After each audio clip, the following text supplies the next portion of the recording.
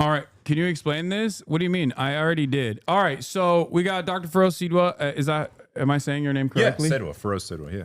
Feroze Sidhwa in the building. He is a trauma surgeon who went and worked in Gaza, in the Gaza Strip, as the Israeli ethnic cleansing campaign was taking place. I am honored to have him here. He traveled all the way down here to show up in person on this day, a real hero. And we're going to talk to him about his experiences, what he saw over there. But is there anything I'm missing that you want to bring up? No, it was my second time there. I was there in March and April of last year, and then for 3 weeks this year in March. Yeah, no, I think that's about it. Okay. So obviously, one of the immediate questions I have to ask you are all the stupid questions that you receive whenever you do these kinds of media hits in like mainstream news.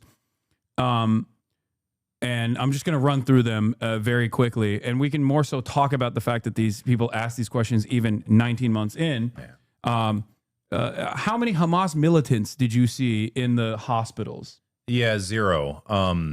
And that's it's kind of a constant thing that you get asked. But it's really, it's real weird. Yeah, I gotta say, I wrote a letter to the Biden administration last October, and it was signed by 98 other, me and 99 total American healthcare workers who've worked in the Strip, and since October 7th. And what we wrote was not a single one of us has ever seen anything that could even remotely approach militarization of a hospital. Yeah. In Gaza, even if like a Hamas guy walked into a hospital once, that doesn't mean you just bomb the shit out of a hospital. It's crazy. Yeah. It's completely nuts. It's illegal. It's totally illegal, but it's also just no one would accept it if you turned the belligerents around, right? Like Benjamin Netanyahu had his prostate removed in December of last year, and he was in a hospital in Jerusalem, a civilian hospital. It's I forget the name of it. It's a beautiful hospital, but he was there for 4 days. He was running the war effort from his room by every account. Like no one says it. Well, so he actually did militarize the hospital. But would anyone accept that Hamas can just drop a bomb on it because no? That's crazy. Like we'd probably have a nuclear war if that happened. You know what I mean? Like exactly. It's insane. So it just these things either work one way or they work both ways or they don't work at all. Like you just even if there were Hamas people in the hospital. It would not justify what's being done. Israel has also conducted military operations through the espionage as well, presenting militants in their specialized units as doctors and patients to go into hospitals and actually assassinate non-belligerent, non-combatants. And it barely makes a blip in U.S. coverage in American media. Yeah, it was. I think it was just before I went to Gaza the first time, maybe February of last year. I might have the date wrong, but and this, just to be clear, this was in the West Bank. This was not even in Gaza. They sent an assassination squad dressed up as doctors and nurses into a hospital in Jenin to kill a guy in the ICU, on a ventilator.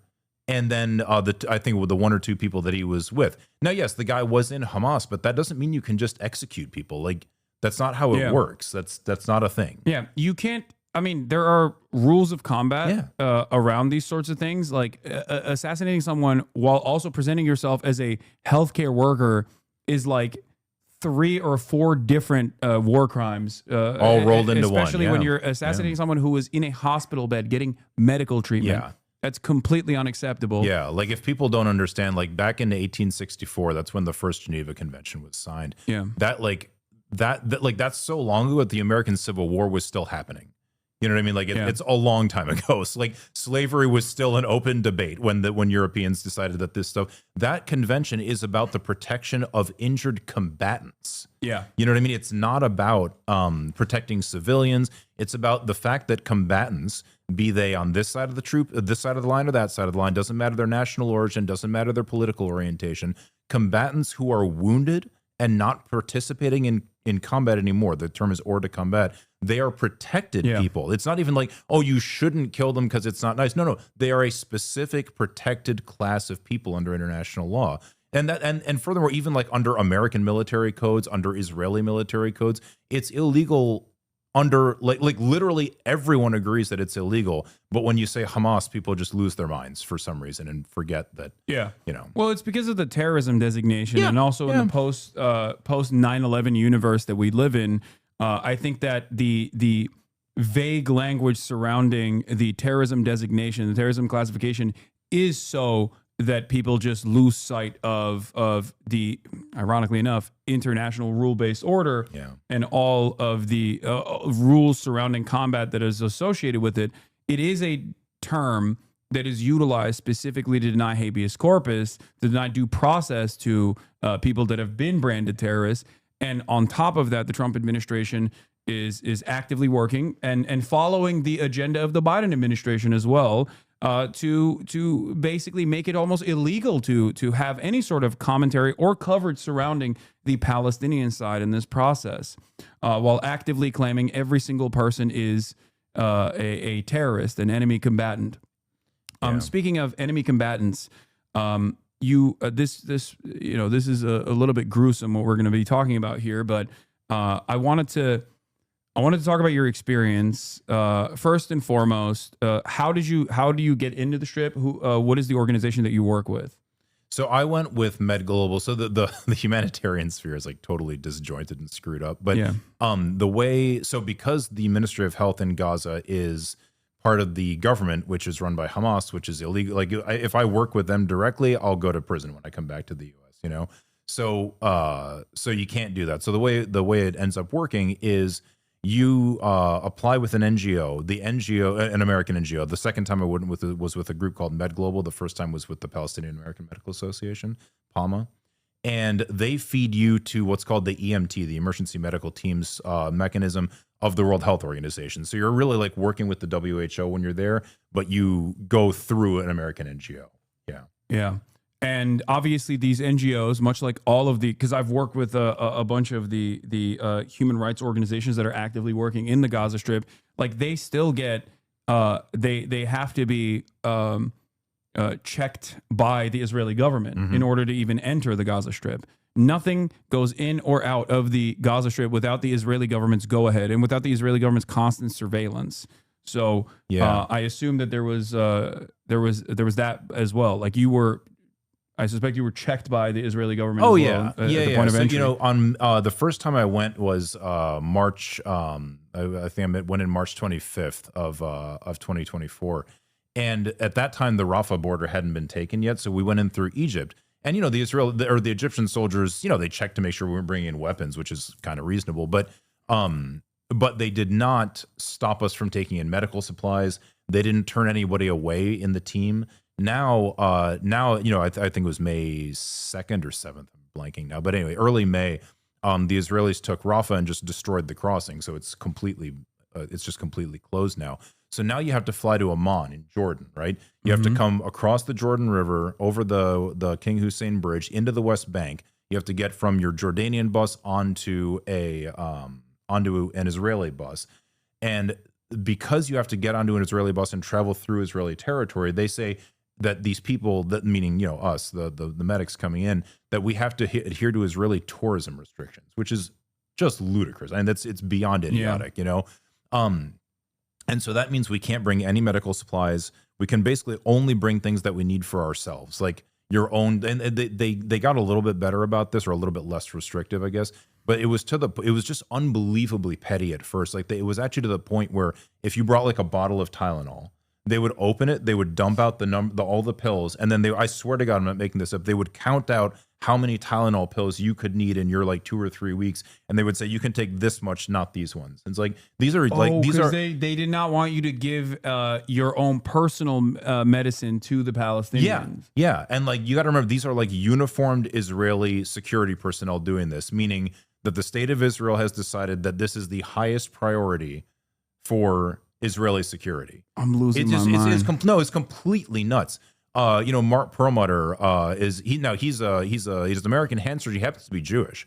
He came with some microsurgical instruments because he's a hand surgeon, so he's fixing these like delicate nerves in the arm and the forearm. And so he came with these microsurgical instruments. They're like literally this big pieces of metal, and he's a Jewish person from the United States coming in to help the Palestinians, and they confiscated them. They said, no, you can't take these. He was like, but I need them to do my work. And they were like, well, you can't take them.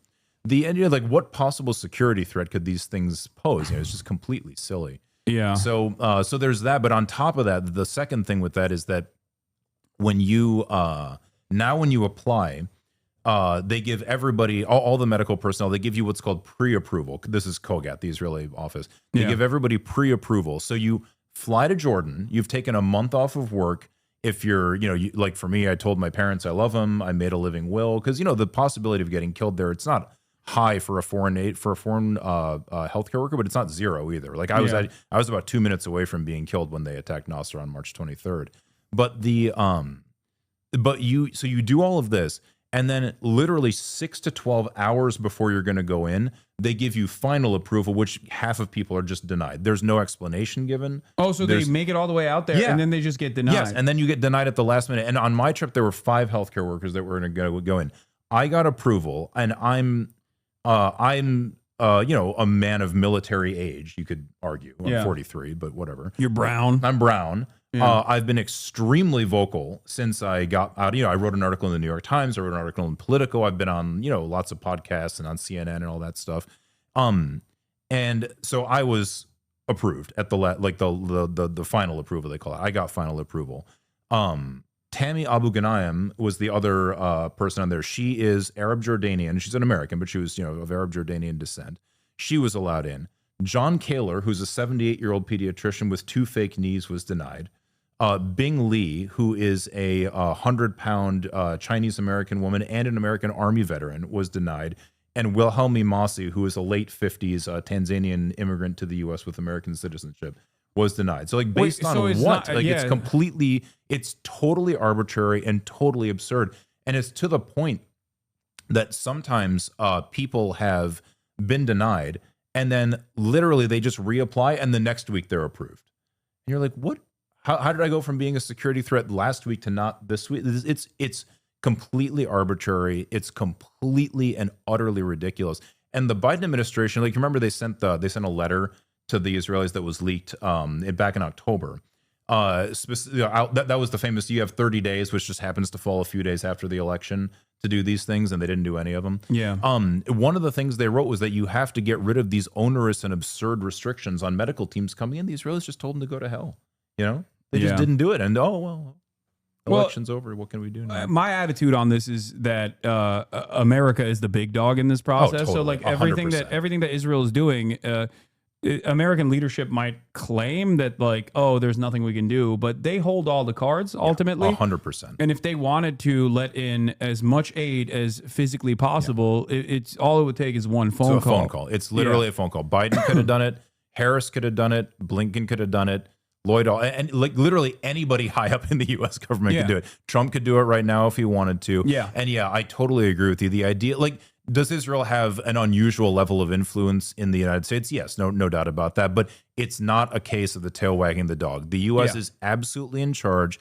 The second Trump wants to say stop, they have to stop. The second Biden wanted to say it, I mean, Biden didn't know where he was, to be fair. But but he has. But in 2021, Biden actually stopped Israel's siege on Gaza, one of numerous sieges that Israel had conducted on Gaza, and what they call mowing of the lawn operations. Yeah. So it's not like these people didn't know. It's not like they couldn't figure it out, but they just chose not. They're continuing to choose not to. Yeah. No, absolutely. So in your experience, a lot of harrowing accounts have come out of medical professionals that have gone into the Strip, and there was even a unique piece in the New York Times with medical professionals talking about the types of patients they were treating, talking about the types of wounds that these patients had received, specifically children with children that were sniped in the head and on their bodies. Is there something that you could? What was unique about your experience as far as doing this kind of trauma surgery in the Gaza Strip as opposed to your normal day-to-day experience? Yeah, so I work in Stockton, California, which is I work at the only trauma center for about 1 million people in one of the poorest counties in the state. one of the most violent counties in the state. And, so we see a lot of trauma, no doubt about it. But it was really, it was just absolutely, there was nothing remotely approximating this when I got to Gaza. The first thing, like when I got to European Hospital, yeah, Nate Diaz, exactly. When I got to European Hospital, the whole place was actually a displaced persons camp, and like not just the grounds around the hospital, but actually lining the corridors of the hospital were about 1,500 people just living in tents, but in the hospital's corridors. It was impossible to keep anything clean. It was impossible. You couldn't, like, there's no way for a hospital to function like this, right? So that was the first thing. It was just like everything was filthy, and it was completely nuts. Like the whole sewage system would back up every third day, just be, like flood the radiology department with like literally with shit, just because there was no way to stop it from, like it was overburdened by like 10 times more than it was supposed to take care of. And so the even the normal types of wounds that we would deal with, like a gunshot wound to the abdomen, we open somebody, remove part of their intestine, put it back together, fine. Like that person should recover 100% of the time. Maybe they'll get a small wound infection. It won't be a big deal. They should be home in a week. Those patients would go on to sometimes die of sepsis that we couldn't control because there's no way to keep their wounds clean. They're already malnourished. Even back then, like even a year ago, they were already malnourished. Yeah. And so even these minor injuries, again, not getting shot in the ass is not minor, but even these injuries that should have a near 100% survival rate were like 30, 40, 50%, which is just absolutely nuts. But then, yeah, the unique types of injuries that we saw were especially related to children. It was just about, half of Gaza is kids, and about half of the severely injured people we saw were children. And I don't mean like 17-and-a-half-year-old boys. I mean like pre-teenage children. Yeah. Like people who through a scope or on a camera are visibly kids, Yeah. And that was pretty shocking. And, so when I got back, I wrote the first letter I wrote to the Biden administration was 45 doctors and nurses who had worked in Gaza. And one of the things we pointed out was that we all saw children, like, again, small children regularly shot in the head or the chest. So the New York Times opinion team reached out to me and they said, we want to know more detail, like, which just, that seems sensible. So I was like, okay. So we put together a poll of, and I think 65 people responded in total, including me. And of the people who worked in the right setting, meaning like, because like if you're an obstetrician, nobody's going to call you when a kid gets shot in the head. But of the people who worked in the right setting, the emergency room, a neurosurgeon, a trauma surgeon like me, an anesthesiologist, critical care doctor, that kind of thing, I think it was 80, 83, 84% regularly saw children shot in the head or chest. That's wild, You can't argue that, and like the reason I focused on that in that piece was because you can't go when someone drops a bomb and it kills a child or it shreds a child. Of course, it's very dramatic and it's tragic, but you can argue, oh, well, there was a Hamas guy right next to him, and human shields, all this nonsense we hear all the time. It's totally false, but you can still claim it. But when a small child is being shot in the head or the chest throughout the Gaza Strip on a regular or daily basis in the catchment area of every hospital where there's an international presence, that you're getting into like ridiculous territory when you claim that this is no coordination from healthcare officials, but yet they all have the same exact firsthand accounts and firsthand testimony. Yeah. No, none of us even knew each other before we got there. Which made it undeniable. And the very fact that it is even a necessity for trauma surgeons and healthcare professionals to come back from the Gaza Strip to reveal this information is yet another testament to, I guess, the success that the Israeli government has had with having zero access into the Gaza Strip for the media, for journalists. Journalists. One of the things about American reporters are for the most part, are very good. There's lackeys everywhere, right? But the reporters themselves are very smart. They're usually pretty honest. When they've gone to Gaza and reported during Israeli wars, they've been pretty honest, we saw a Hamas guy fire a rocket from over there, and then a day later, a bomb dropped in this area when there was a crowd there. And you're like, okay, and obviously that didn't do anything but kill the crowd of people. Yeah. Or like, you remember when, it must have been during Operation Protective Edge, I think in 2014, there was the shelling of the children playing on the beach. And you know Yeah. the Israelis tried to claim that they came out of a Hamas compound. Yeah. And but this happened right across from the hotel where journalists all live.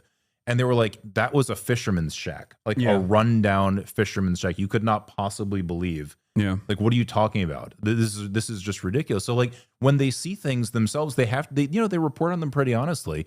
And that's the whole reason that they're not allowed to go in, you know? Yeah. And even Piers Morgan has figured this out. Like like every time he talks to, what do you call it? Like an Israeli spokesperson now, he just keeps pointing out that like, if you wanted me to believe anything you're saying, you would let journalists into the Gaza Strip. It's pretty Even straightforward. Sky News has started making those calls as well. Yeah. Western media has now officially started doing normal coverage on any kind of correspondence coming out of the Israeli government. It took 19 months of unlimited child murder for them to finally arrive at this position, only after Western leadership basically created a new permission structure by saying, we're going to reconsider our free trade agreements in the future with Israel, while they still continue to supply F-35 parts like England does, or even surveillance planes like England does off of Cyprus. Yeah.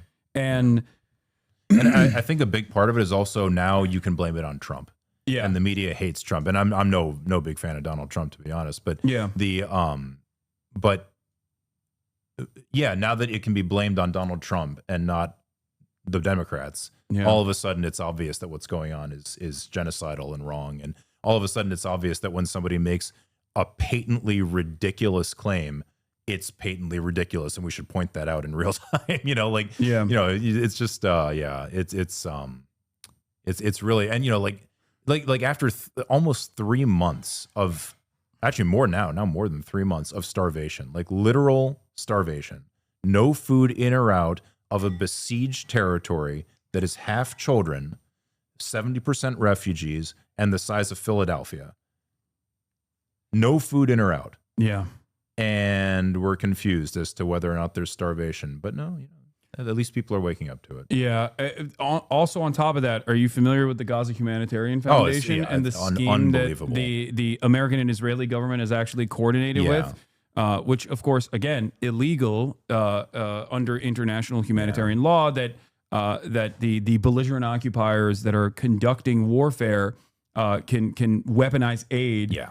After doing months of starvation, deliberate starvation, to turn around and weaponize aid distribution like this in an effort to then continue killing people that are walking, 7 miles. Oh yeah, both it's completely ways. ridiculous. Children walking 7 miles both ways to get a crumb of food.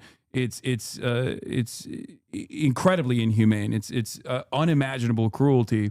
And I'm really appreciative that you took the time out today to come and speak on this with your own personal experience, especially because there's only so much I can do. I mean, I've interviewed Motaz Zaiza and other people, and have constant correspondence with people in the Strip, including now assassinated journalists like Hossam Shabbat, And I hope that more people will take what you have to say seriously. What are some of the more annoying things that you've experienced coming back and having to speak on these issues, having to speak on the bloodshed that you watched unfold? I think I have a little more grace for people sometimes maybe than other people do, and I totally get why people are like, look, how long does it take for you to figure out what's going on? Like, how many people have to say it? How clear does it have to be before you can just stand up and say what is obviously true?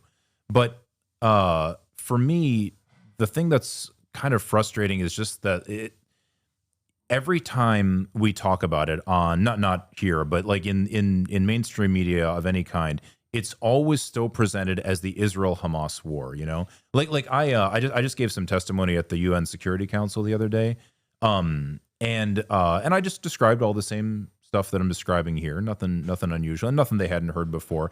And someone actually asked the Israeli ambassador, Danny Danon, I think is his name. Oh yeah, we are very familiar with Danny. Yeah, it's kind of, he's done wonderful things such as make a quilt that children had made at the UN office.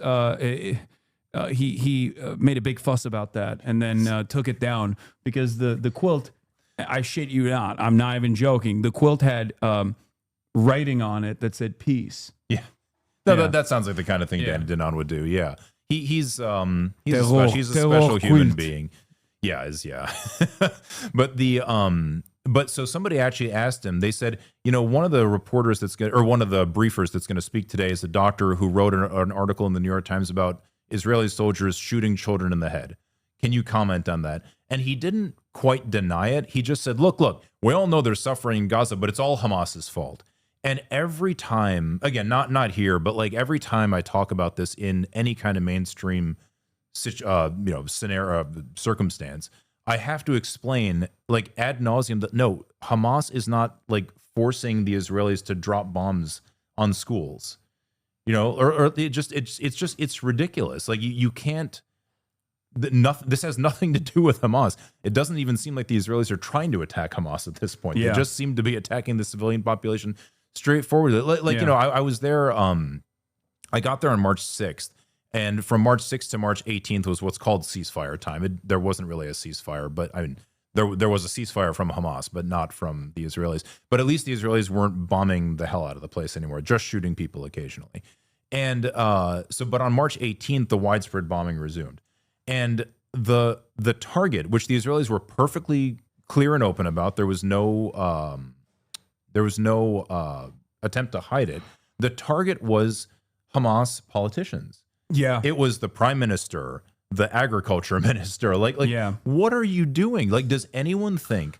Again, just like turn the belligerents around. Nobody thinks that that if Hamas was going to break the ceasefire and they went into they invaded Tel Aviv.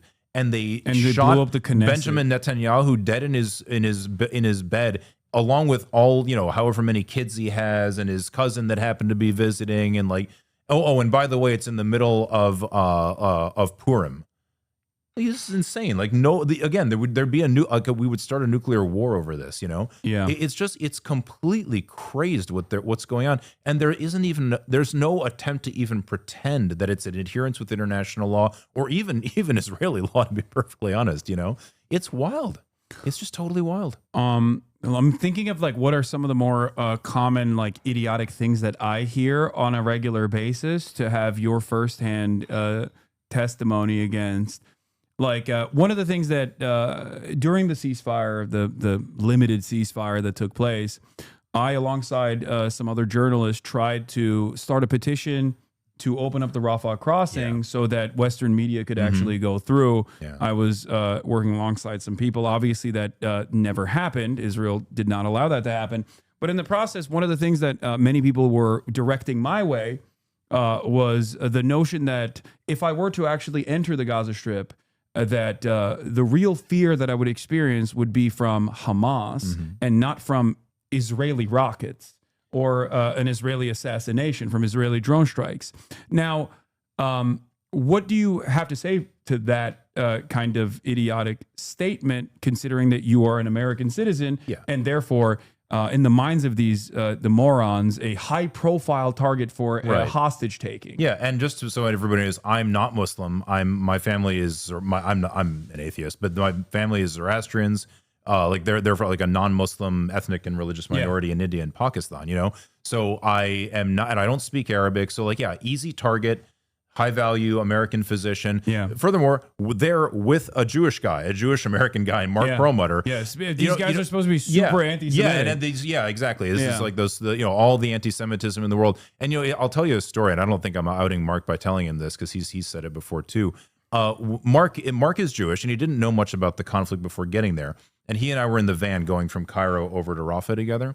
And his last name's Perlmutter, so I knew he was Jewish. And he mentioned it. He was like, oh, I'm just a little nervous going because, I'm Jewish. And I was like, Mark, I know you won't believe this, but you will never meet less anti-Semitic people than the place you're about to go. I'm sure there's an anti-Semite somewhere, but and I told him, I was like, I don't get it. Honestly, intellectually, I don't understand how these people have maintained such a sharp distinction in their head between Jews and Israelis, but they have. It's very odd, honestly. Most conflicts devolve into less understanding, but they've maintained that just because, Jews were part of the fabric of Palestine before the Zionist project started. But anyway, that night, it was Ramadan back like last year when I went too. That night we got back together for iftar, the evening meal. And I was like, Mark, how did it go? And he was like, oh my God. Like he actually like almost came, he's a very sensitive guy. He like almost came to tears explaining what had happened. He was like, I started off, I just said, I'm Mark. And they said, hi, welcome, Mark. And then I said, I'm Mark and I'm an American. He was like, oh, okay. Oh, well, and like they became a little more welcoming. He said, I'm Mark Perlmutter and I'm an American. They were like, okay. And then I'm Mark Perlmutter. I'm Jewish and I'm an American. And when he said I was Jewish, people would hug him. They would kiss him on the cheeks. They would say, oh my goodness, it's so lovely to have a Jewish person come. I've never met a Jewish person who wasn't trying to kill me. And my grandmother told me all these stories about the nice Jewish family that lived down the street from them in Jerusalem. And that, and he was like, in 12 hours, his whole understanding of who these people are, what they are, what drives this conflict was just shattered. And he's never been the same since, honestly. He's like, it's really, these kinds of stories are, and furthermore, like literally every Jewish person who goes even to Gaza, but like just to anywhere in the West Bank, and meets Palestinians, they all have exactly the same experience. Yeah. Because it's not, from the standpoint of the Palestinians, this is not a religious conflict, Yeah. They don't see it that way. Sorry, I forgot what you asked me, to be honest. No, that's a great anecdote, though. I mean, no, the question was like, did I feel I was threatened by Hamas? Feel threatened by Hamas? No, I mean, there's no way I didn't meet Hamas people there, right? Of course, because they're a part of the. They're a part of the. They're a part of the civil governance of the entire Strip. Yeah. So there is a distinction between the Al Qassam brigades, which you might have even encountered. I might as have, well. yeah. And again. The way that Western media treats it is as though they're aliens. Like they're actually outside of the Strip for some reason. Yeah. No, they're orphaned soldiers that literally are Palestinian that were born into one of these refugee camps. Yeah. So the guy, one of the people that founded Hamas was a pediatrician, if I'm remembering correctly, named Rantisi, and his father was executed by Israeli forces in the 1956 occupation of Gaza during when Israel invaded Gaza and the Sinai during the 56 war. He was part of the Fedayeen resistance, and he was killed. And so Rantisi went on because his father had been killed, and he went on to found Hamas. Yeah. Hamas has always taken the plight of Palestinian prisoners, Palestinian orphans to heart. There are at least 6 books, and I mean like serious books, not like what's that guy's name? I forget his name now. He's the guy that just wrote on democracies and death cults. I mean, Israel's the democracy and Hamas is the death cult. Fucking Douglas Murray. Douglas Murray, that's his name. God, what a that piece book. Of yeah, well, shit it's just a terrible book. It's like if anybody, if you can read English, you can read and you can realize what a terrible book it is. But there are 6 books written, almost all of them written by either American or Israeli Jews. And not a single one of them concludes that Hamas is just a death cult of lunatics who just want to murder Jews. Like, is there a streak of anti-Semitism? Yeah, probably. Again, like I said, it's kind of surprising that there isn't more of that in the Palestinian territories. Yeah. But yeah, no, Hamas is just not there to wage jihad on any non-Muslim who happens to walk by. Like, that's just not what's going on. It's much more straightforward than that. There is an occupation. The Palestinians have had their country taken away from them. They've already agreed repeatedly to a straightforward 2-state solution, and it's being denied to them on purpose. That's just all that's going on. Yes, Hamas talks in Muslim rhetoric because they're Muslims. Okay, I mean, that's fine. Yeah, well, no, what do you absolutely. want? Like, this is like an endless battle in the media that I have to wage with regular frequency to try to explain to Americans who just cannot comprehend the level of death and destruction, even far before October 7. That Palestinians have withstood and experienced. Yeah, and in spite of all of that, like how even militancy has evolved throughout the time. Even with Hamas as well, being like a resistance group, initially being a Muslim Brotherhood cutout, like Islamic Charity, turning into a political party and a militant resistance group, to then go from only targeting military and police officers to then also targeting civilians after the Cave of the Patriarchs massacre. After the Goldstein massacre. After the Goldstein massacre. and changing its targets. In case people don't understand that, like the Hamas had, and still, I'm a doctor. I don't want anybody getting killed, soldiers, civilians, really anybody. But nevertheless, if you're going to carry out military activities in a military occupation, it's not illegal to attack soldiers and security personnel. It's not pleasant. I don't really like violence, but it's just what it is. Yeah. Big boys game, big boys rules. So in 1994, this guy named Baruch Goldstein, he's always described as Israeli. Actually, he was from New York, but he's also sometimes, depending on the level of insanity, depending on how much of a kahanist you are, sometimes they say Dr. Goldstein. And he was a physician. Actually, he was actually a physician who refused to treat Arabs. By the way, not hardly surprising since he shot them later. Yeah, he just walked into the Cave of the Patriarchs Mosque in Hebron in the middle of prayer and just started murdering people with just incidentally in IDF uniform and with an IDF issued rifle. So and after that, after the typical the Muslim mourning period is 40 days.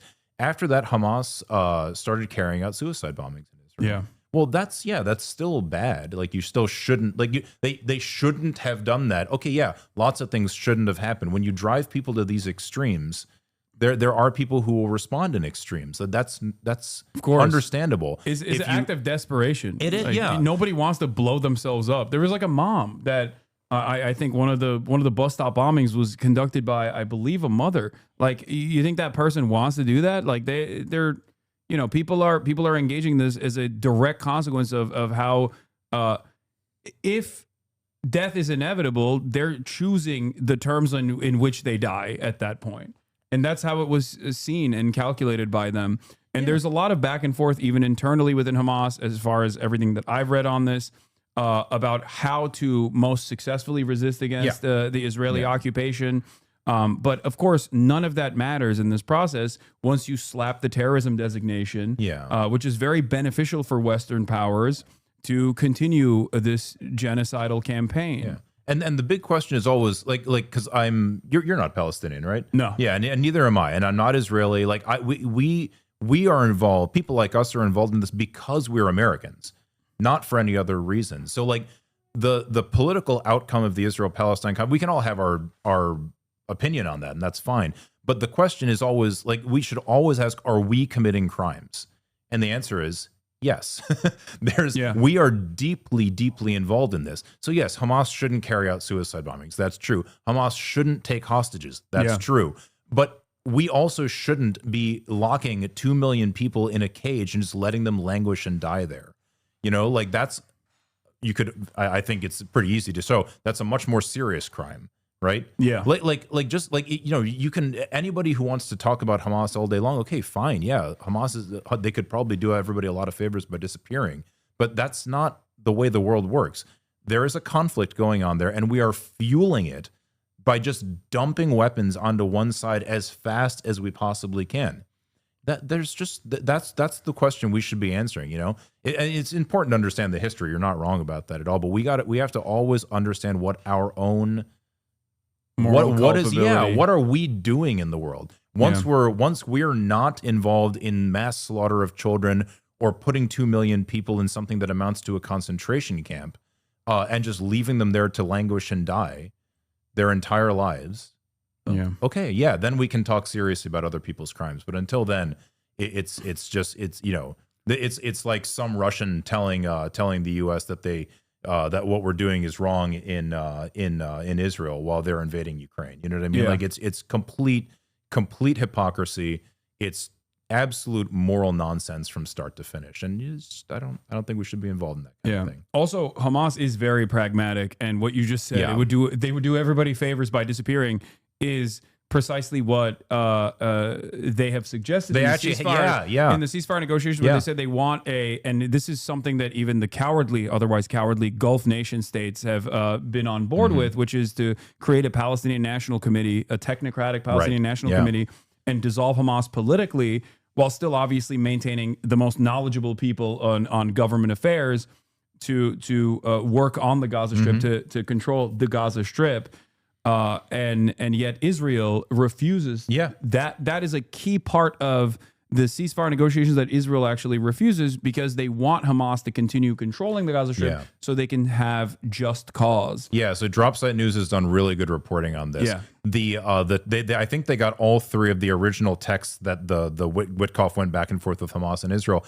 And this is absolutely shocking. It was Israel that removed the term that Hamas put in, saying that they would give up governance of the Gaza Strip to, like you said, a technocratic group of Palestinians. Fine, they've actually done this before. Incidentally, they've offered to do this before.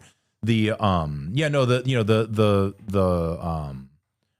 history of Hamas being reasonable is actually much more interesting than people know. But they were elected in 2006 or 7, I'm forgetting. 2006. Yeah. And then the attempted coup was in 2007, right? Yeah. In between that time, from 2006 to 2007, Jimmy Carter, who was he was still alive and he was able-bodied back then, he had monitored the elections, the 2006 elections. Carter Foundation. Yeah, the Carter Foundation had monitored them, and he not only declared that they were free and fair, he declared that they were actually better run than American elections are. No, I'm saying I'm not exaggerating for effect. This is literally true. He said they were better run than American elections are, and that the party that got the most votes won. Now Hamas won a plurality mostly because of the incompetence and stupidity of the Palestinian Authority. Yeah. But that's a different matter. Collaborative.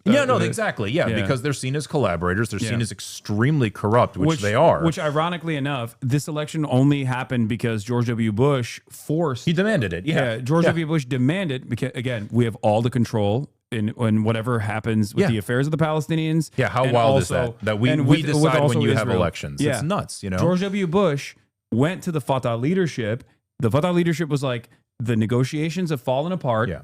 Palestinians do not like us for understandable reasons. They see us as collaborators. If you put together this election, we will lose. It is not the right time. George W. Bush said, fuck off. You're still going to do this election. They did.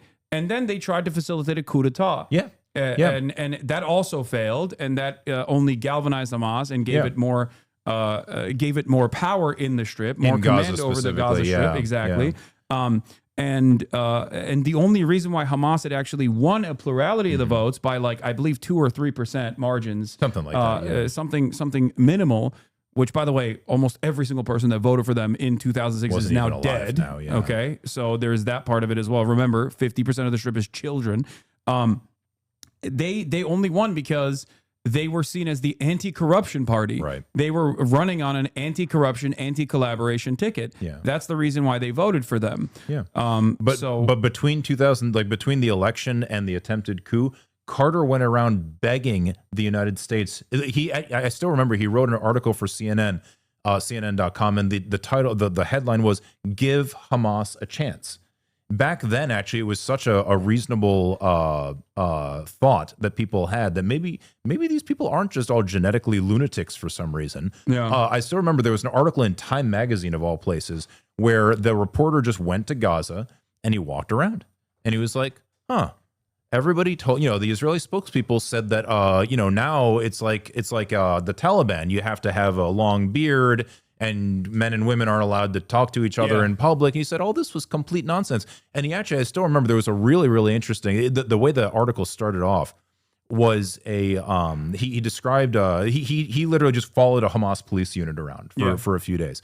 And they went to a guy, I forget which clan he was from, but from one of these more powerful clans in Gaza. And he went, the guy was just walking around a market with a rifle. And so the Hamas guys just surrounded him. They didn't draw their weapons on him. They said, "Sir, you are not allowed to walk around with a rifle." And he said, "Don't you know who I am? I'm from this such and such clan. I can do whatever I want." Yeah, that's it. I can do whatever I want. And they just said, "Look, sir, no one is above the law anymore. Now we are going to have a country of law and order." Now, you might like their law and order. You might not like it. That's a different matter. But it's just like, you can't, there was no reason that you couldn't have peace with these people. The reason that they don't have peace is because the Israelis have, ever since the Oslo Accords were signed, in 93 or something? And in the Declaration of Principles, it explicitly says that Gaza and the West Bank are a single territorial unity, right? They are the future state of Palestine. It doesn't say that, but it says that they are a single territorial unity. The instant that document was signed, Israel set about separating them. It immediately instituted a closure of Gaza, tried to, because Gaza's main industry was agriculture and furniture building that was then exported mostly to the West Bank. Yeah. They immediately set about separating them, which made it basically impossible to have an economy in Gaza. So the separation was once that separation got worse and worse and worse. Obviously, then the Second Intifada breaks out in 2000, right? As it goes on, and as Hamas gets elected, now the Israelis say, "Well, crap, what are we going to do?" The Europeans are talking to Hamas. The Americans are starting to talk to Hamas. Like, what are we going to do? Coup, right? The attempted coup, and it was a godsend to the Israelis that the coup failed, because Hamas took over Gaza, which is, every government defends itself by force from coups. That's just completely normal. And Israel, backed by the PA, backed by Israel and the United States, went on an anti-Hamas purge in the West Bank.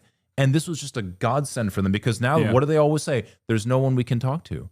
Which government are we supposed to talk to? It's complete nonsense. Something that Benjamin Netanyahu's also openly admitted, because they understand that the Western perception is one of the most important parts of Israel continuing its domination. Yeah. And they recognize that Western perception on any sort of Islamist group is going to be incredibly negative. So they can very easily terror jacket every single person and do whatever they want. I believe it was after 2007, I remember maybe it was in 2012 or something, when he said we control how high the fire goes in a private correspondence that was later unearthed, where he was talking about the sieges that are conducted in the Gaza Strip whenever Israel increases the pressure in the West Bank. Gaza then Hamas turns around and says, "Don't do that. We will fire warning shots if you do that." And then they lob a couple bathtub-made missiles in the direction of Israel. Obviously, our tax dollars go directly to the Tamir interceptors that are fired from the Iron Dome defense structures that, quickly intercept these missiles, unless you're, a Bedouin, a Druze, and live in one of the areas that Israel surprisingly has no coverage over. So then it ends up killing Palestinian citizens of Israel. But in the aftermath of that justifies another siege, where you conduct yet another smaller ethnic cleansing campaign and destroy the civil existence in the Gaza Strip. If anybody wants to read this in excruciating and painful detail, read Norman Finkelstein's book, Gaza: An Inquest into Its Martyrdom. I helped edit some of his books before that, like Beyond Chutzpah. Love Norm. He is.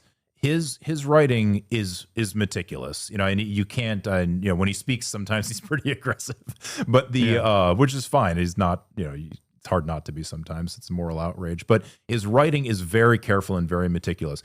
Basically, what he shows is that every time Israel has conducted one of these massive attacks on Gaza, basically 2008-9 and 2014, Cast Lead and Protective Edge, is because Hamas has been getting too reasonable. They've been too vocal about about their willingness to do a two-state solution. They've been too vocal about saying that they're perfectly happy with any government running Gaza and the West Bank. They've been too vocal about wanting to get back together with Hamas and have a unity government, including a technocratic government, like you were mentioning.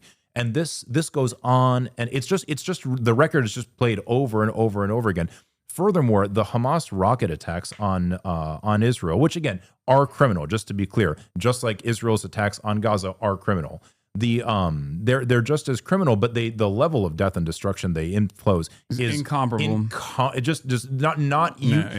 even talk about them in the same paragraph is lunacy. Like people talk about how awful October 7th was, right? And just to be clear, they're correct. October 7th was a horrific atrocity. Go back and look at the details of Operation Cast Lead, which started in December of 2008 and finished in 2009. Look at the details. You might notice that they're basically exactly the same thing, except for on October 7th, in the October 7th attacks, October 7th, 8th, and 9th, about 40 children were killed. In Operation Cast Lead, about 330 children were killed. The ratio of combatants to civilians killed is almost exactly the same. One home seems to have been destroyed during the October 7th attacks, and it was destroyed by Israeli tank fire. I forget the exact number, but thousands of homes were destroyed during Operation Cast Lead. And these attacks on Gaza just worsened and worsened and worsened and worsened. Like they just went to such extremes. After Operation Protective Edge in 2014, the head of the ICRC, Peter something I think was his name, he went to Gaza. Now this guy's only job is to go to war zones. You know, like that's literally all he does. The International Committee for the Red Cross, the head of that, he went and he said, "I've never seen anything like this in my life. I've never seen destruction on this scale in my entire life."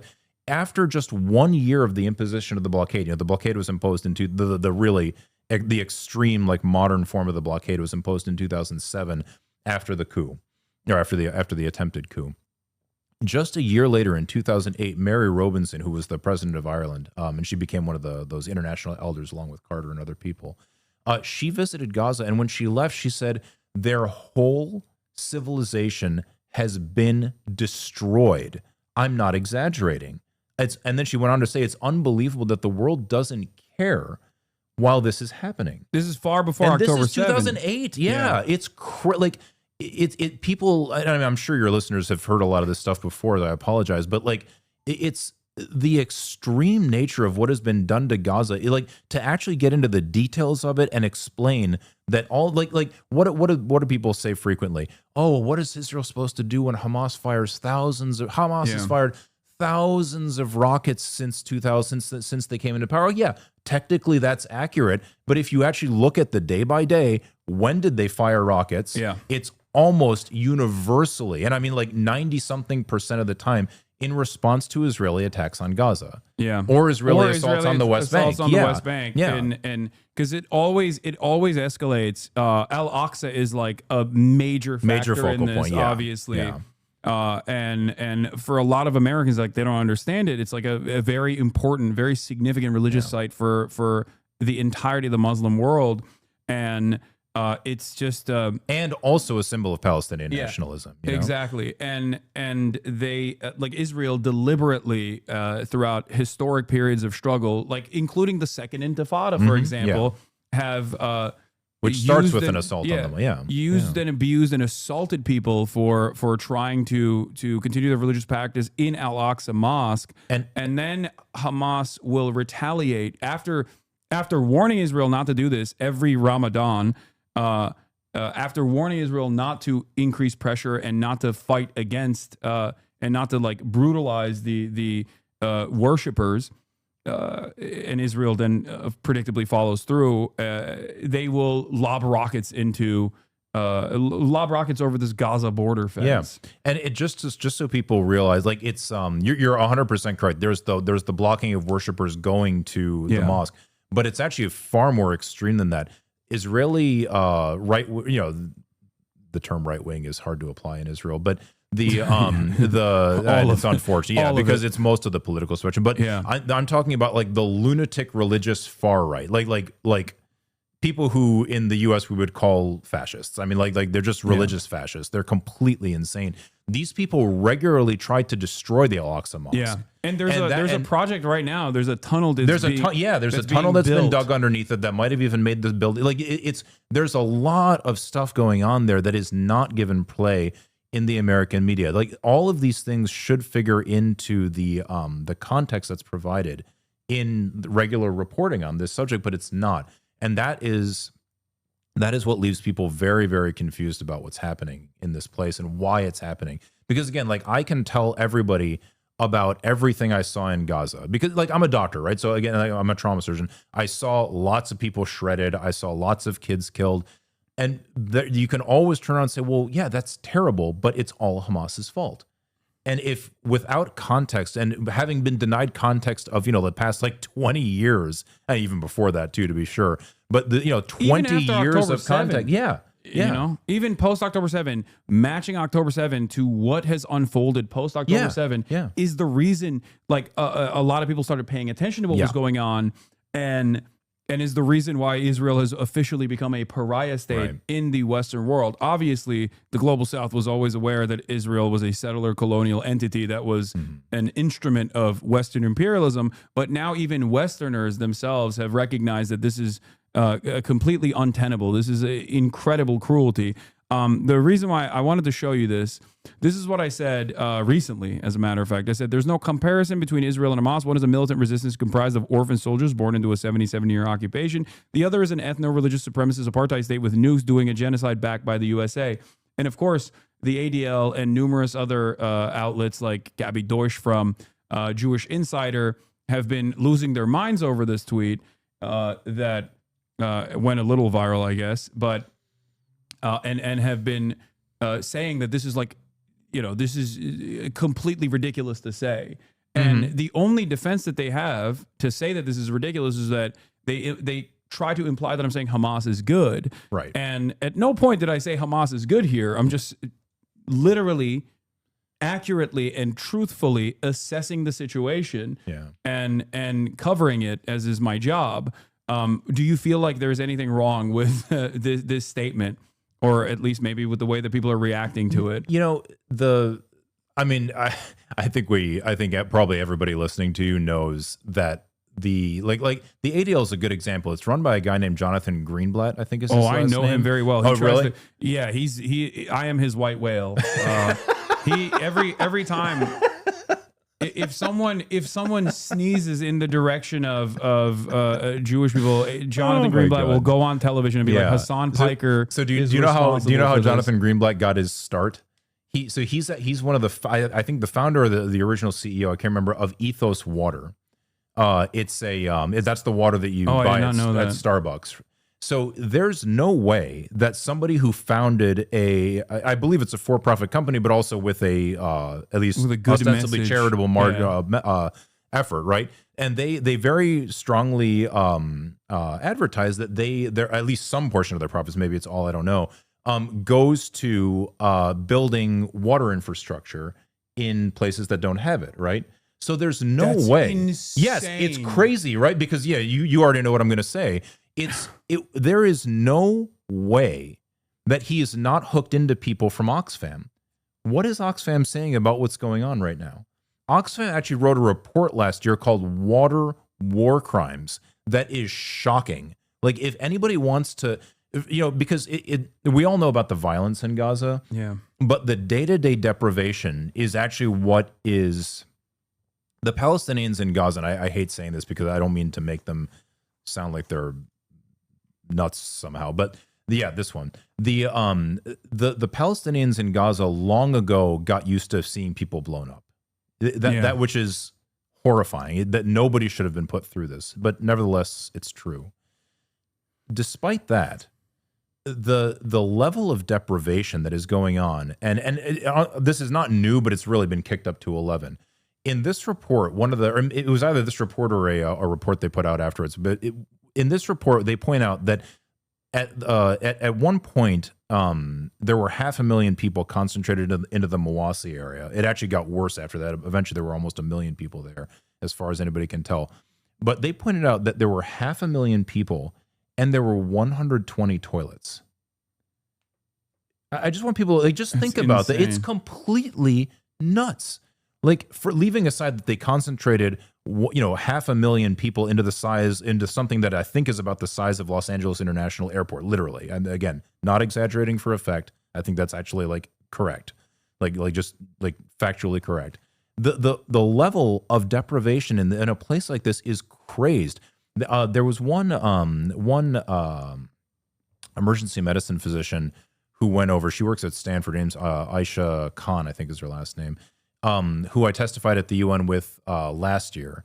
And she told us a story about receiving two or three young men who had literally drowned in feces because they were trying to dig a latrine for the camp that they lived in the Mawasi. Like, they had fallen into it. It was nighttime, and they got knocked out when they fell in. So they literally drowned in shit. I mean, now, Jonathan Greenblatt probably knows that story because he knows people at Oxfam. He knows people at the United Nations. He knows people who are interested in water issues in the world. It's a major part of humanitarianism, right? How can he still go on television and not and furthermore, imagine if Jonathan Greenblatt went on TV and just said, look, we all know that Hamas is the worst thing ever, and Hassan Piker is the worst thing ever. We all know all of that, but we should all remember that children are children, and they should be given clean water. All of a sudden, his credibility would be restored, right? People would be like, "Oh, look, this guy's actually totally reason. No, he can't even do it. He can't even do it. You know, he can't do that." But it goes in line with the same thing. Like at a time of unprecedented explosion of anti-Semitism coming from Twitter, that's owned by Elon Musk, and also some of the more like vocal, some of the largest. Supposedly quote unquote pro-Palestinian people who are not really pro-Palestinian at all that are anti-Semitic. The reason why he puts the crosshairs on people like myself is because I'm not anti-Semitic. And as a matter of fact, I combat anti-Semitism, but also am firmly committed to anti-Zionist statements, which is the real reason why he sees me as a threat and not like a Candace Owens or a Dan Bilzerian who is seemingly more invested in saying this is all because of Jews and because of the Talmud or whatever. Right, and Dan Bilzerian like talking about, he's just got all these like this like crazy nonsense that comes out of his head or it comes out of his mouth. Or like that I think it was also, it was Piers Morgan. He the other day he said, I had Dan Bilzerian on for half an hour spewing anti-Semitic crap before I cut him off. I was like, why did you invite Dan Bilzerian on your, what did you expect him to do? He's a content demon. I guess, Now he's Honestly, now he's Hamas. It was weird. Though. It was very weird. He used to be a content demon. Now he's Hamas. So it's he's moving up in the world. Even now he's still it will be wishy-washy. But at least like the role reversal has been kind of funny to see. I've been on his show really a bunch of times. And stopped going on it because I thought it was just like utterly unproductive. It's kind of a clown show. It's kind of weird. It's kind of weird. I mean, it was good for catharsis. I feel like whenever I yelled at some like weirdo Zionist and everybody enjoyed those TikTok clips, but like, now he's Hamas and the National Jewish Assembly is actually coming after him as well. Here it is. Yeah, it's kind of funny to see how strongly people turned or how quickly people turned on him. Yeah. The National Jewish Assembly condemns in the strongest possible terms the disgraceful performance by Piers Morgan during his recent interview with Israel's ambassador, Zipi Hotaveli, who was also another fucking demon. What unfolded was not journalism. It was hostile, one-sided ambush, a spectacle of sneering ignorance and intellectual laziness. No, what unfolded was him actually, for once, after 19 months of child holocaust that was live streamed that everyone has seen, was him basically treating one Israeli envoy in the same way that he has treated every single person that wants to say anything pro-Palestinian for the first 19 months. Yeah. Like every time I went on, it was like, do you condemn October 7? Do you condemn Hamas? Do you condemn October 7? You can't get a fucking word in edgewise to talk about the situation that's unfolding without people like Piers constantly shoving things down your throat in an effort to make sure that this is like just like bullying you for even trying to maintain the idea that like Palestinians are human beings worthy of dignity, and also just refusing to marry. I don't like the term Zionism, to be honest, but whatever. Refusing to marry Zionism and Judaism, because if they're the same thing, then obviously you got to support them because Judaism is a rich cultural heritage, rich religion, blah blah blah. That's I forget, it might have been who was it? Was it Irving Howe? I don't know. There was some commentator in the 80s and 90s who wrote that if you're Jewish and you have enough money to buy a one-way ticket to Israel and you don't, you're not a Zionist. You're something else. You know? True. I say it all the time. Yeah, and it's totally it's correct, but like it's one of those things where. So what are they? Well, B'Tselem actually answered that question pretty well, I think. B'Tselem's Israel's major human rights group. They answered that question pretty well when I think, when they said, they wrote a report probably 5 or 6 years ago now, in which they just asked, what is the occupation? What is going on? The apartheid report? Well, it's an apartheid report, but the way they termed it is it's the same report where they concluded that Israel is an apartheid state. It was in 2021. Is that what it was? There you go. April 2021. Nice. And the term that they used in that report is there is a single regime from the Jordan River to the Mediterranean Sea, and it is a regime of Jewish supremacy. Yeah. And that's, I think, what it is. And there are no, I don't want anybody to think that all Jews are Jewish supremacists. In fact, a very small minority of them are. They also, but it's a very real phenomenon. I forget if it's Smotrich or Ben Gvir, but they're one of them. I think it's Ben Gvir. The name of his party is Jewish Power. Yeah, and it is meant exactly as Ben Gvir. Yeah, it's meant exactly in the same way as White Power is meant. Yeah, Jewish Power Party. It's completely nuts, and that's that's what's going on here. And so so anyway, but point being, like, if you want to have a regime of Jewish supremacy, if you're going to have certain American Jewish billionaires and other such people funding it and getting their own benefits from it, social or political or otherwise, whatever it might be, you're going to end up in a situation where you're doing a lot of really, really ugly stuff. Yeah, there you go. Yeah, really ugly stuff. And it's kind of hard to justify the slaughter of children. So it's much better to just confuse people and make them look away and say, well, that guy's an anti-Semite, or that guy's this, or that guy's that. But what you can't do is allow people to say, look, I have no qualm with Jewish people. Why would I? That doesn't make any sense. I'm not a lunatic, but I can't support this genocidal lunacy. Like, but that's why these people come after someone who is making their anytime someone interrupts that dichotomy, they're gonna try and make them less available. Yeah, no, that's what's like really pissing people off right now is the very fact that a lot more people are aware of what Israel has been doing, its conduct in the Gaza Strip. Many people are recognizing that it's a genocide. Because it's hard to look away from. Many people are recognizing that Israel's an apartheid. I think that played a big role too. Like B'Tselem and a lot of these human rights organizations in 2021 openly, actively calling Israel's practice an apartheid, which it was. It was since its inception. Yeah. There's never been a moment where Israel was not an apartheid state. But that creates a permission structure. And in that process, I think some people make this dangerous calculation where they think that we can't really solve the PR problem that Israel's having right now, especially as the mass starvation is continuing, because that's the other thing. Yeah, just like you said, pushed a lot of children dying is undeniably cruel, but the other part of this puzzle is mass starvation.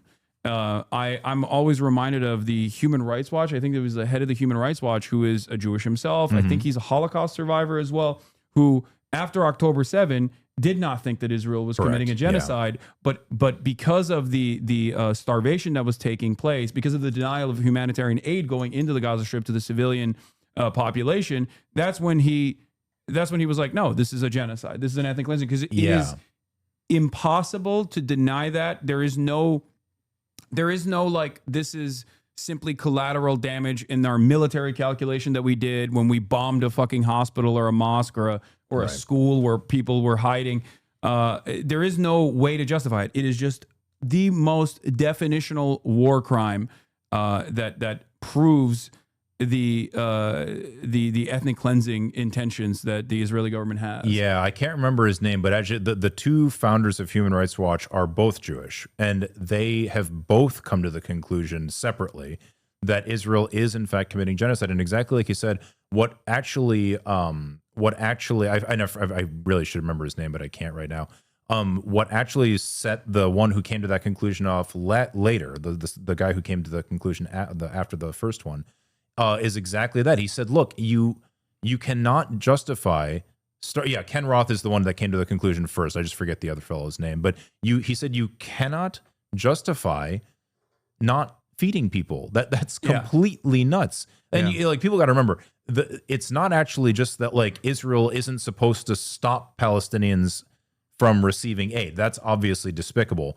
But they're actually, as the occupying power, they're actually responsible for feeding the Palestinians. They're responsible for actually meeting the needs of the population. But and just to be clear, as a belligerent occupier, they're also illegally bombing Gaza. They don't have exactly. You don't have a right of self-defense. Stopping people who come over the border. Yes, nobody would deny that at all. That's certainly part of self-defense. but there is no right of self-defense that includes obliterating the Gaza Strip, or honestly even firing one bullet across the fence. Even as a belligerent occupier, the firing one bullet into the Gaza Strip is technically illegal. And as opposed to what Hamas and any other person that chooses to take up arms against the Israeli invasion and ethnic cleansing campaign, there is a law under international humanitarian law. It's called spontaneous militias. And and they don't have to wear army fatigues. That's not that is under international humanitarian law. Hamas is perfectly legally resisting militarily against the Israeli occupation, especially when Israel invades the Gaza Strip.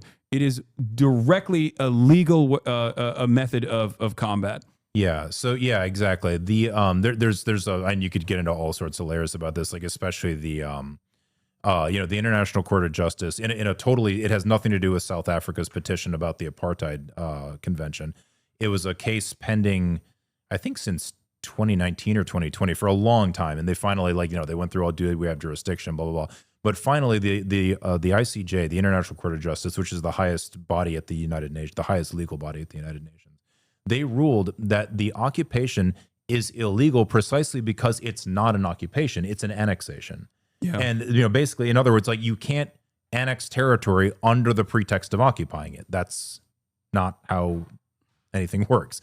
And so they demanded that Israel this is just last year sometime, they demanded that Israel immediately end the occupation, withdraw from the territories unconditionally, dismantle the settlements unconditionally, and negotiate. And I don't think they put this isn't in the ruling, but also that they implying that they need to negotiate a recognition of the state of Palestine and go from and have normal relations after that.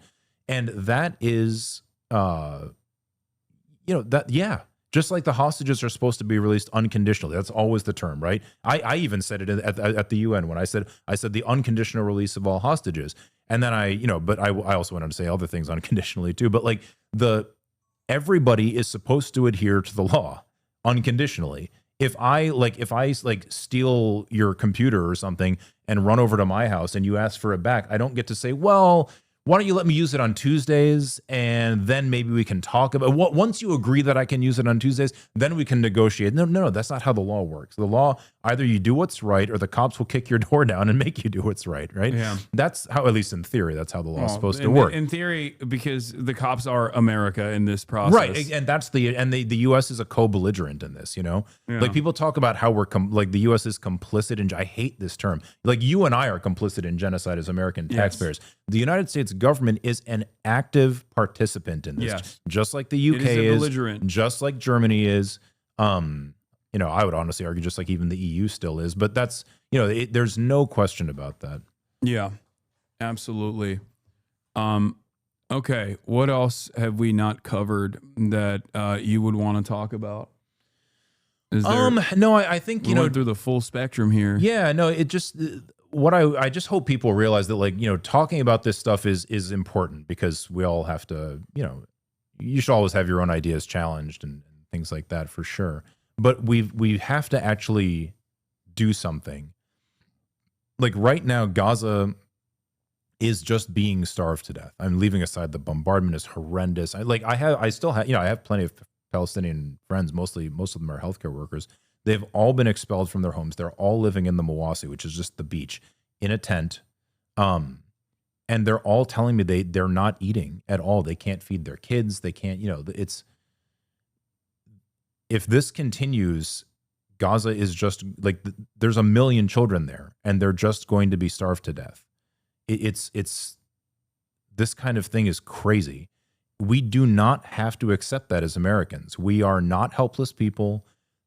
Yes, it's not nice to be called bad things by the Anti-Defamation League, or you don't seem to care too much. No, I don't give a shit. But it doesn't, I get people sending me nasty grams on Twitter, or fine, but and yes, we should remember we're lucky as American citizens, right? Like, if you're a foreign student right now, you're desperately trying to avoid getting kidnapped on the streets by ICE. Even walking by a pro-Palestinian rally, right? Yeah, is enough for the government to basically black bag you. Yeah, I don't know if you. I think I was just reading it out there before I came on. Drop Site News just right? No, I think it was The Intercept actually.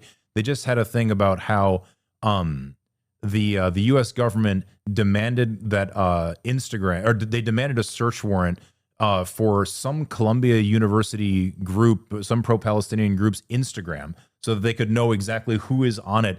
And the Intercept pointed out it's extremely unusual for a judge to deny just a search warrant, let alone to deny it multiple times. Like that's how thin this crap is. But I think the nevertheless, reason why they're doing that still is because doing of it. the absolutely psychotic civil suit that initially was launched against Columbia students, the Students for Justice in Palestine group, that was actually pushed by one of the hostages that was released, that claimed that Hamas militants had told him that they were in direct contact with the Columbia fucking students, and that one of the other points of evidence that they presented in that process, no doubt, was that the dormant account became active after months of not being used right before October 7.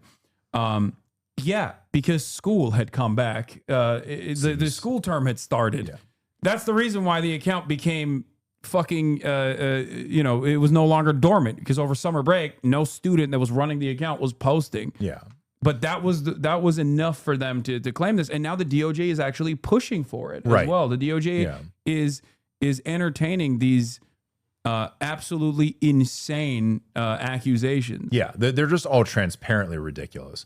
But the point is, like, as citizens, yes, we might be called mean names. We might, like, things might, like, yeah, you can suffer some inconveniences. And it's, if you're still a student, I understand. Like, it's very hard to just lose your degree, or like that's all understandable. But people like no one my age should not be doing something about this. You don't have to go to Gaza. Like, I understand most people can't do that, and it is, it's definitely frightening. But and furthermore, you can't get in, so it doesn't matter. But the problem isn't in Gaza. The problem is here. We have the absolute power to stop this instantly. And I have to be honest, I actually think Trump might actually be more likely to stop it than Biden was, which is terrifying. But they're not going to stop it because they came to a realization. Yeah. Like, I had a meeting. This is in the Biden administration, but I had a meeting with a person who's she's a high-level State Department person, not cabinet level, but if I understand how the U.S. government works, which I'm not sure I do, like close to cabinet level. Definitely has meetings with cabinet officials, with Biden, with Blinken, with Brett McGurk. He's not in the cabinet, but you know what I mean. Yeah. And I remember asking her, I said, is the issue that the the Biden administration and the major players, is it that they don't know what the Israelis are doing with our weapons, or they just decided it's worth it? And then she said, no, they absolutely know. We talk about your New York Times article. We talk about your Politico article. We talk about stuff that tons and tons of other people have written about. It's no, and no one denies it. Like, apparently Brett McGurk doesn't sit there and go, no, that's just the Hamas doctor that you're quoting. He doesn't say that. They just say, yeah, okay. I mean, if we have to, if every child in Gaza has to die so that we can control the Middle East by force, well, that's what it is. I mean, it's, what are you going to do? Yeah. So that's so in other words, we have to change. It's not a matter of explaining it to power. That power already knows what's going on. We have to impose political consequences on people. Now, that obviously doesn't mean voting for Democrats like that, and that might be part of it strategically in this or that place, but that's not really the major issue, because the Democratic Party was just as bad, or at least Biden specifically was just as bad. Yeah. It means doing things that are disruptive. Like, it means doing things that impose a political cost on the administration. Like, for me, that means or trying to organize the medical community in a particular way. And most physicians are absolutely horrified by this, but they're also frightened by speaking out because their institutions are cracking down on them. They don't want bad they want to revoke NIH grants for and now they're even more frightened now, right? If you don't sign a BDS loyalty pledge. Right. Yeah, which is completely ridiculous. Yeah. It's a whole other discussion. But we have to. We can't just say, well, it's risky. Like, yeah, it is risky. I completely understand that. It's not that the risk is zero, but there is you're literally talking about being too afraid to stand up for 1 million children who are being starved. It's very.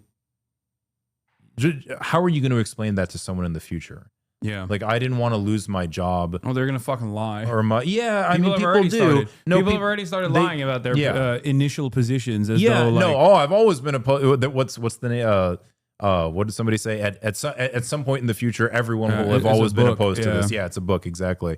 The it's you know, we have to get, and the only way to do that is to get together with other people. Like, one person is not a political force. It's getting people together, and that's why, you know, like, having a forum like this or having participatory media like this is super important, because having the ability to meet like-minded people, have a discussion that doesn't focus on the same 5 stupid questions I get asked if I go on CNN, you know, having people who are serious and actually want to organize together, want to get a city council resolution passed, whatever stupid little thing you can come up with that you think will help, it will help. Yeah. You know, just that's why I always say noise will keep help. Applying pressure, especially right now, more than ever before, when, like, there is a tide shift, or there is more permission to be able to say certain things without incurring serious penalties. That's why I always try to tell people, like, look, if I'm still doing it with like governments threatening me and you know, engaging in like an incredible amount of reputation smearing, who gives a fuck? You know, that's minor in comparison to being able to do the right thing here. What do you, I'll let you take this one. All right, bombing schools and hospitals is horrifying, but what about hiding under those places in order to use those places as your own shield? Yeah, so I get why someone would ask that based on you like are the way so much nicer than me. That's fucking crazy. I was, my God, okay. You forgot to read the one above it. Is the guy sitting next to Hasan from Palestine? Yeah. No, I'm like the guy said, I'm an Indian Parsi. But the and I was born in Houston. But yeah, so you're right. Hiding under schools and hospitals would be Hamas. I never got the connection before. Damn it. But yeah, that would absolutely be terrifying and horrifying for someone to do. But let's, again, we talked about this earlier. Just first of all, there is no evidence that that's happening.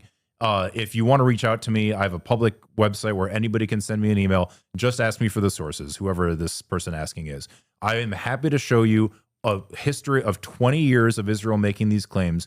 They are literally, and I mean this without an exception, literally every single time there's any way of verifying anything related to the attacks on hospitals or on ambulances, which did not start after October 7th. They've been doing this since 2000. Yeah. Probably since before, but certainly since 2000. They're always shown to be false. Yeah. Always. That's a major reason that there are no foreign reporters in Gaza. I'll take it one step further. Not only is it false, but it's also pure fucking projection. Yeah, that's the most insane part about it. Like, the human shield thing is one that really pisses me off. The idea that, like, Hamas militants are strapping children to their chests or something. Yeah. When we know for a fact that there's the Lavender AI targeting system and Where is Daddy, which is an insane... The name of it is... Where that deliberately will consider any Palestinian that is enemy combatant aged male, okay, between 14 and 60 or 65 or something, as soon as they enter their home, that's when an alarm is triggered, and immediately the nearest Israeli Air Force drone or Israeli Air Force pilot will bomb that entire building deliberately, assassinating their entire family. Yeah. On purpose. Like, it's on purpose. And quite explicitly, it's deliberate. But just because I saw some stuff, and they strap Palestinians, and they actually use Palestinians. Like, there was a 63-year-old man that they put in enemy fatigues, like in IDF Oh, fatigues. no, it's not just one case. Yeah. Anybody who wants to read this, search for Haaretz human shields. I forget there's a specific term that they have for them, but there was a report in Haaretz saying that basically every Israeli army unit has a human shield that they walk around with and at the end they either let go or simply execute. Yeah. It is a shocking story. But just to finish up with the hospitals and ambulances thing, let's just take a few examples, right? Number one, I know it's not Gaza, but still, it just illustrates the point. Yes, I think that's it. And there's I think there's certainly more than that though. In Lebanon, I forget the name of the hospital in Beirut, but it was a Hezbollah hospital. It was a hospital which is owned by Hezbollah's charitable wing. Yeah. The Hezbollah Israeli is, again, it is not one thing. Yes, exactly. Hezbollah has a militant faction. Yeah. But Hezbollah also is a party in the Lebanese parliament. Yeah. So, the idea that even if Hezbollah is a militant faction, the idea that you get to kill every single person. The U.S. Army has hospitals too. Yeah, in a totally fucking sovereign nation is insane to me. But so the claim, this is during while fighting was actually going on between Hezbollah and Israel. The claim was that Hezbollah was using this hospital. Do you remember this, to hide gold and cash? Yeah, I remember. It was it was such a weird. You were like, I remember thinking like, wait, what? Like, I mean, okay, even if that's true, that certainly doesn't mean you can blow up a hospital because there's money underneath it. Like, that's the weirdest statement ever. But furthermore, because the Israelis don't control entry to Lebanon, a BBC news crew just went there and said, "Excuse me, can we have the keys?" Yeah, here you go. Go look wherever you want. Yeah, didn't find anything. Yeah, and okay, that's how you know it's bullshit, because even in Gaza, because there's no outside, because there's no Western reporters, outside reporters that can report on this stuff. Israel still can't even make up shit. Like the central, the command structure that they claim was under the Al Shifa hospital is complete nonsense. Is ridiculous. It's like tunnels that Israel itself built. Yeah, which are the only tunnels that are there. But if anybody remembers, if you go back and look for what Israel said when it laid siege to Shifa Hospital in, I guess, November and December of 2023. They said that there was a 3 or 4, I can't remember now, 3 yes, this is the report. Yeah, there was a 3-story tunnel complex under Shifa Hospital.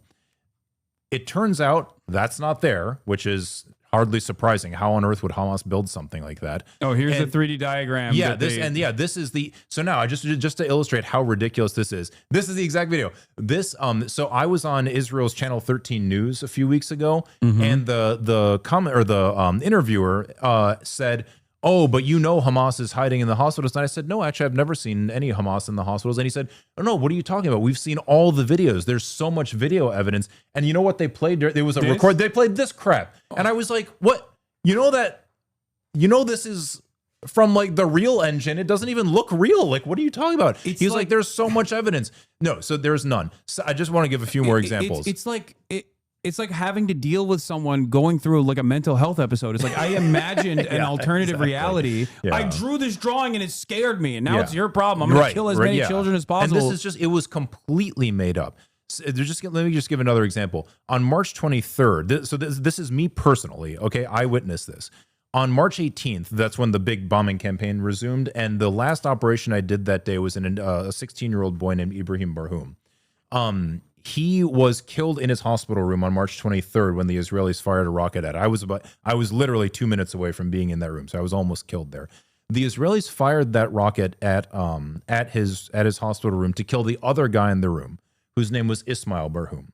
They claimed Nadav Shoshani, I think is his name, the IDF international spokesperson. He claimed that Ismail Barhoum, the target of the attack, who's a 56-year-old Hamas politician that they claimed was the prime minister of Gaza. They said that he had been in the hospital for weeks planning terrorist attacks. Now, one might ask a few questions. Number one, why during a ceasefire, when everyone else from Hamas was just walking around freely, was he hiding in the hospital? Yeah. That doesn't make any sense. Why, if there are tunnels under European hospital, which is 2 kilometers that way, doesn't he just go hide in those tunnels? Why is he taking over a ward? Yeah. Thirdly, I walked through there multiple times a day, every day. There are no locked doors. There's nobody hiding anywhere. I never saw the guy. He was actually admitted to the hospital a few hours before he was killed in his hospital bed. So these are just complete. And again, leaving aside that it is completely illegal to kill someone in a hospital, even if they are part of Hamas. That's not a thing. But leaving that aside, even the claims that are made to justify it are completely made up. Thirdly, we just had this it also happened to be on March 23rd, this unbelievable all morning long sustained attack on ambulances in Tal al Sultan, I think, in Rafah, where 15 paramedics, rescue workers, and one UN worker were just simply murdered. And this became a huge deal. Like this for some reason, this really caught the attention of the world press. Everybody who has investigated this has found that the Israelis were lying through their noses about this. They, it's just, I don't even want to go through the details just because it's so irritating. Like you can tell I'm getting kind of irritated. Sorry. But it's just an unbelievable crime. And, so I'm sorry, but every single time there is any evidence, again, if anybody has a counterexample, please email me. I am very happy to discuss it. I would love to find a single counterexample. The only time it is at least that I'm aware of, and I don't know everything in the world for sure, but the only time I'm aware of that Hamas has actually used a medical facility for illegal purposes, but it was not during active conflict, and Amnesty International wrote a report about this, was after Operation Protective Edge, I think it was 2014, they used a decommissioned outpatient part of Shifa Hospital as an interrogation and torture ward. Now, torture wing. So now, obviously, that's not good. You're not supposed to torture people, and you're not supposed to arbitrarily kill people. But but that was after the war was over. So there was no they weren't using it to like fire rockets. They were using it to interrogate suspected collaborators, right? So again, I don't like people being tortured. That's not good, right? But that has nothing to do with militarizing a hospital. Once again, Israel also routinely tortures every single Palestinian that they hold captive under military tribunal, military detention, permanent military detention. And not only that, but also obviously squashing collaborators under complete occupation has been historically common practice amongst it was any done in kind the of Warsaw Ghetto. It was done anywhere group. anywhere you want to have any success as a resistance group, you're going to have to do that. And this goes, it's always important to just the ANC's practice was far more brutal. Way more brutal. Soweto necklaces. A Soweto necklace is putting a tire around someone's head, filling it up with gasoline and lighting the gasoline on fire. That's how collaborators were dealt with in South Africa.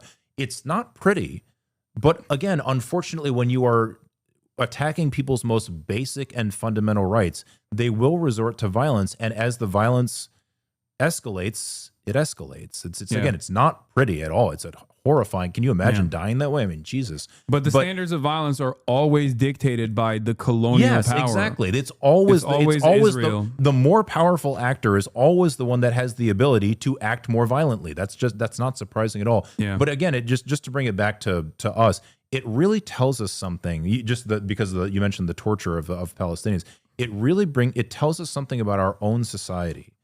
That so when Israeli prisoners Israeli hostages have been released from Gaza by Hamas, they were going through this big ceremony and which people said was humiliating, and I actually don't disagree with that. It obviously was a show for propaganda purposes. Okay, fine. And people said, "Oh, they're so thin. They haven't eaten." It's like, well, right. No, I mean, number one, they haven't eaten because no food is being allowed into Gaza. So that like I said this on the Israeli show. I said, also their conditions were far. No, that's far exactly better. what I wanted to get to. Exactly. Yeah. But if you compare that, which no Western outlet has had any concern whatsoever about because remember, these are prisoner exchanges, right? Yeah. Or hostage exchanges, whatever you want to call it. They're the exchange of Israelis for Palestinians. Huge numbers of Palestinians were released. They all came out with scabies. Scabies is a disease that is so uncommon that in the United States, if we see somebody in the hospital with it, we assume they are the victims of elder abuse. And I mean this literally. It's a horrifying skin infection. They're all coming out with it. I was with a surgeon named Khaled Al-Ser when I was at Nasser this last time. And he was imprisoned by the Israelis for 6 months, and he was given a privileged position because as a healthcare worker, he was given a privileged position in the prison. He was still beaten senseless. He was still tormented. He was still tortured. He was still starved. But he was relatively privileged compared to those. He showed me a picture of himself when he got out. I thought he was his grandfather. I'm not exaggerating. I said, "Oh, this is your grandpa?" He said, "No, that's me." I said, "Are you fucking kidding me?" Jeez, I couldn't believe it. He showed me all the scars he still has all over his body from scabies. He showed, like, he said when he got to his home, the International Committee for the Red Cross does the exchanges, they facilitate them, and they offered him the opportunity. They said, you can make a phone call to tell your parents you're coming. He said, no.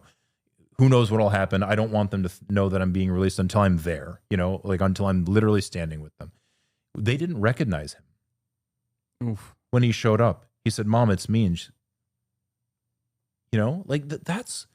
And this is extremely common. People are coming out. There's plenty of video about this if people want to see it. There are Palestinians coming out who are literally rocking back and forth like this, like a torture victim from a Saw movie. And it's horrifying the way they're being released. Has any of this ever been published? No. Has it ever been on the front page of CNN? Israel releases batch of tormented, horrendously treated, starved, scabies-ridden civilians kidnapped from Gaza. Has that ever been a headline somewhere? No. That tells you something about who we not. Again, we don't run CNN, obviously, but it tells us something about the voices that are prominent in our society. It tells you something about what our institutions actually are, and it tells you why we need alternative ones like this. Actually. Yeah, Zach Foster pointed to this as well. Said it's an indisputable fact that on average, based on available evidence, Palestinian forces treat Israeli captives and hostages dramatically better than Israeli forces treat Palestinian captives and hostages. Yeah, and I'm sorry, it's the same. It's very similar to the condition of the captives released under NVA care versus under U.S. imprisonment. Oh yeah, and even then, the NVA also did torture some of the prisoners of war as well. And no one should think that being in Hamas captivity is fun. It's terrifying. Can you imagine? First of all, it's terrifying because you're being bombed constantly. You have no idea if you're going to die. Which is, again, very common sentiment shared by every single hostage that has been released. And the hostages' families. Was the fear that they experienced from, not from Hamas specifically, but from Israeli bombing. Yeah. Oh, absolutely. Yeah. No doubt these people were frightened by their captors too. I don't want to make any pretense of anything else. It doesn't seem like they were, like, I'm sure some people were beaten. I'm sure, again, hard to imagine that otherwise, right? I'm sure people were abused, but people's actual terror seems to have come mostly from the bombing, And then on top of that, something just to tie it back to what that guy asked about the hospitals.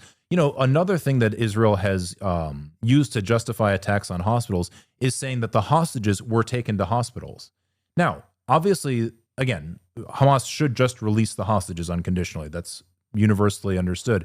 But since they're not going to do that, should they deny the hostages health care? Yeah. That's a very strange thing to say. There was just a video maybe probably a month and a half ago of Israel bombing. It was right after Israeli bombardment of a tunnel where a hostage was being kept. And again, the Israelis know the hostages are being held in the tunnels, or at least they claim they know that. Yeah. And they're bombing the shit out of them anyway. So there's a video of the Hamas. This is a crazy story. Remember now, everybody who remains in Hamas captivity is an Israeli soldier who was captured. They're not civilians who were captured at this point. Now, not before, but now, because of the exchanges that have happened. Yeah. So this guy is an Israeli soldier whom Israel just bombed in a tunnel. He's buried. The Hamas guys are digging him out with their hands. Yeah. They pull him out and he's saying, I can't breathe. So they administer him oxygen, right? Now, suppose he has a pneumothorax. Suppose he has a bleed in his abdomen from something hitting. In other words, suppose he needs a surgeon. Should they just say, well, we don't want to militarize a hospital, so we're not going to? No, that's crazy. If you're going to hold somebody in captivity, you are obviously responsible for keeping them safe as much as you can. I mean, you can't stop bombs from falling out of the sky. They filmed it. Yeah, no, exactly. Well, they filmed it for obvious reasons, Yeah. So these are, everybody has to take a little bit of a step back when it comes to this idea that Hamas is militarizing hospitals in the Gaza Strip or militarizing ambulances or any other such thing.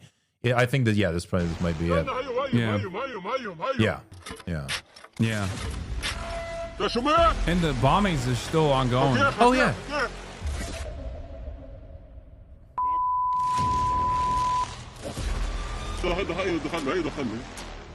And I mean, just think about the lunacy of this.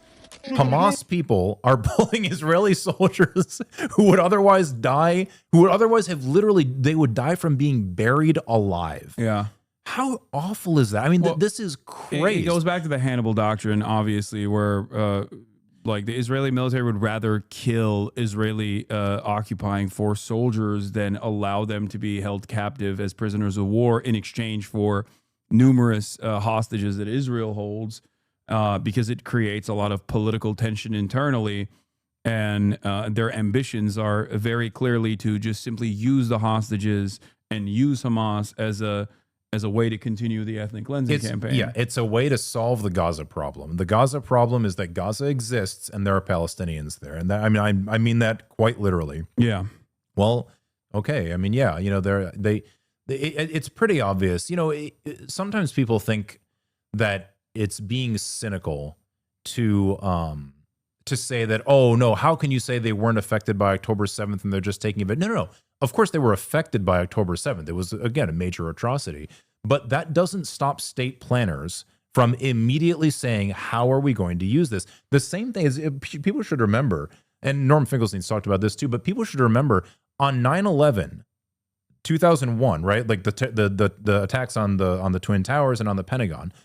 On that day, Donald Rumsfeld and Dick Cheney sat around, looked at a map, and said, do you think we can attack Iraq? Do you think we can attack Afghanistan? Do you think we can invade Iran? How can we, they literally, on that day. Yeah. It was a massive atrocity. It was shocking. I knew people who didn't live through it, maybe don't remember. Like I was in Baltimore in college, just you know, a few miles south. Or not a few miles, you know, 100 miles south, I guess. But you know, we were shocked. Everyone was losing their fucking minds about it. You know, we were going, we didn't know, is someone going to blow up Johns Hopkins University too? Turns out no. Yeah. But you know, it was people were panicking, and the leaders of the American government were sitting around trying to figure out how to use it politically. That is unfortunately normal state behavior for criminal states. Yeah. So the exact same thing was done here. You know, it's just, it's very unfortunate, but we didn't make the rules. All right. One final question I want to ask you.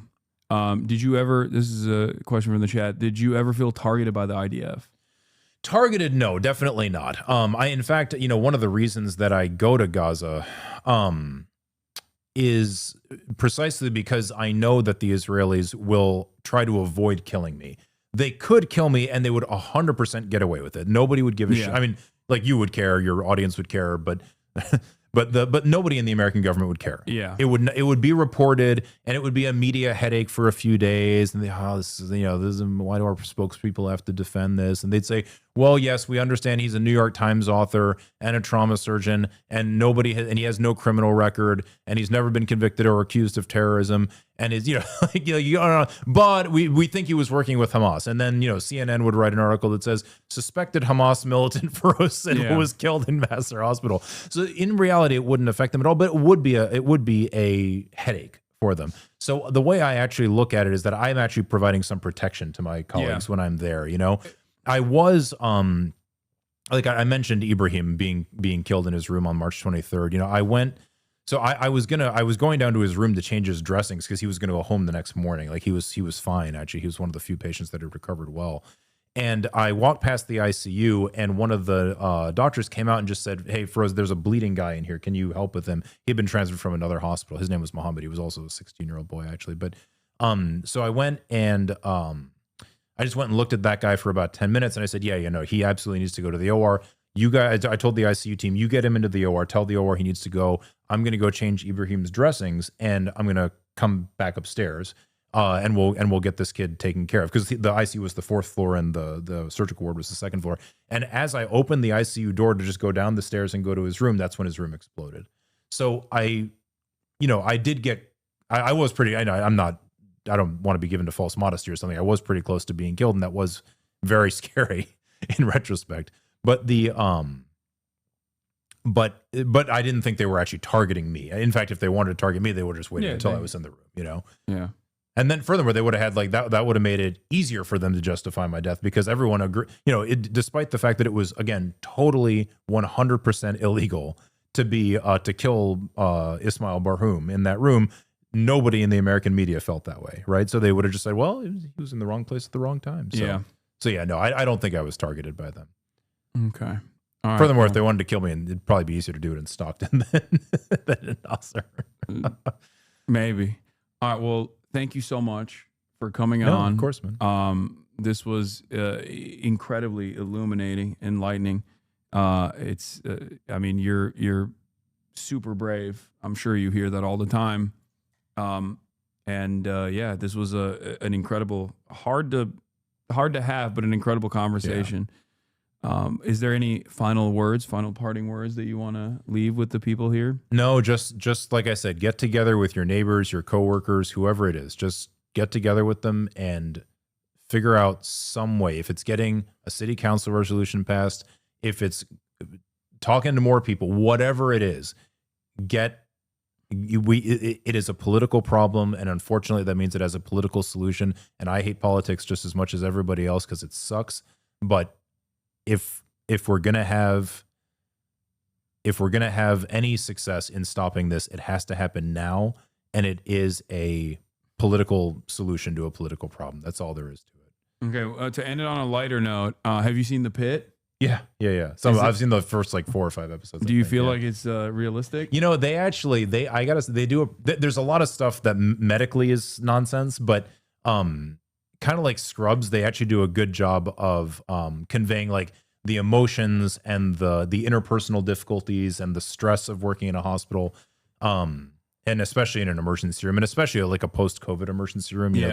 Those guys did go through quite a lot. I'm a surgeon, so I didn't really treat that many people with COVID, and I'm a trauma surgeon, so I'm used to a lot of my patients dying, but most people are not. Yeah, most you guys didn't not, get favorable coverage on The Pit. Trauma surgeons? Yeah, they were. Well, they made it seem like the surgeons were upper class as opposed to the ER, the emergency room. They're the real working guys, and the surgeon, the young lady just comes down and is like, I'm just gonna do stuff and get pissed off. I remember the episode where she has a scalpel dropped into her shoe from one of the ER residents. I was laughing about that. Yeah, surgeons don't know. Surgeons don't understand the ER room complications. Like ER people get their hands dirty. That's what they were implying. Yeah, it depends which hospital you're at. In mine, we work really closely with our ER docs. Like for every trauma activation in our hospital, I'm right there. Like I'm there before the patient arrives for the most part.